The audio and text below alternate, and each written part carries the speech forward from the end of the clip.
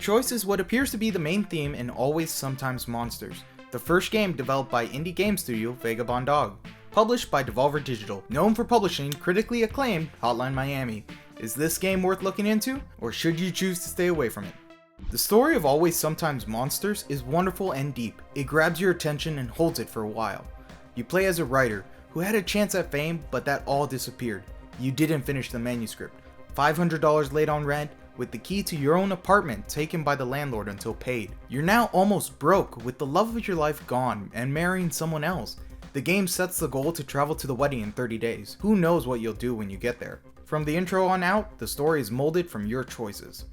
Always Sometimes Monsters does a wonderful job of putting you in a scary situation that occurs in real life.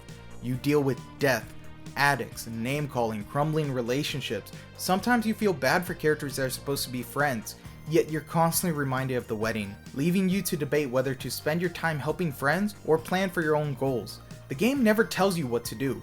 It gives you choices, never forcing you which to choose, and it leaves you to deal with the unspoken consequences of your actions.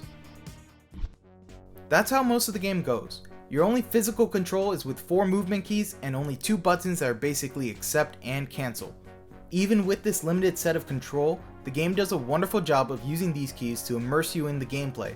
In order to get cash, you'll sometimes be doing jobs for temp agency which are tedious and long. Even after working hard, you'll find yourself with little cash, since the agency takes half of what you make, and you don't only have to pay rent, but you still have to feed yourself to stay alive.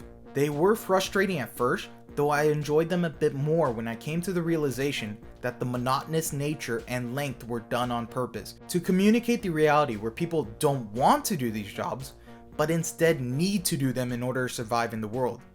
You'll be doing these jobs when the narrative starts to get slow. Nothing special will happen, and just when you think you're going into a dull and normal routine, it picks up, grabbing your attention once again, throwing you into a situation with choices that make you question not only your ethicality, but at times how far you're willing to go to get what you want. These situations also come with short, fun minigames that take your mind off your bleak circumstances.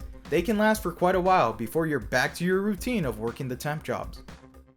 Always Sometimes Monsters World's presentation is what I would call detailed work, exhibiting many different bright colors to convey the good life with dark and thorough design to show some of the worst living conditions a person can find themselves in. You probably wouldn't expect the trance-like music of Laser Destroyer Team to be the backdrop of the game, but it works great, giving it a lighthearted feeling with the rare and calm emotional parts to a troublesome and energetic feeling when the times get dangerous. Even with all the praise I've been giving to Always Sometimes Monsters, I cannot recommend it to everybody. The game is simplistic yet tedious, with an amazing although slow narrative that is crafted by the player. I can best describe it as a fun and interactive choose your own adventure book. If you love stories that make you question the real world, I suggest getting Always Sometimes Monsters. The game gets an 8 out of 10.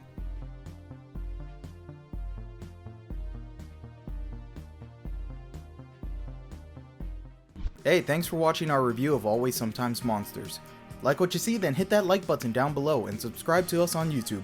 You can also follow us on Twitter, link in the description below.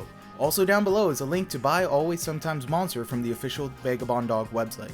We also have some more videos you can watch, one of which is a review of Aces Wild done in the classic review format, or you can see our latest video where I review 3 different party games in the atypical YouTuber style. Thanks again.